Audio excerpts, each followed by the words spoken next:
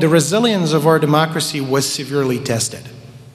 Serbia faced the challenge head-on, choosing to respond to Pristina's ethnically motivated attempt at secession peacefully, within the rules of the international system.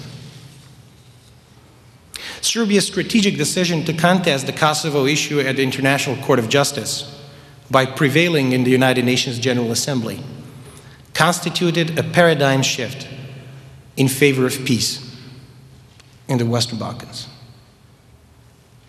At Serbia's initiative, an issue of such fundamental importance and complexity, passionately involving all at once identity, boundaries, communal rights, opposing historical narratives, was steered clear of resorting to the force of arms for the first time in the history of our region. Also at Serbia's initiative, a crisis of legitimacy to international action in our southern province was overcome.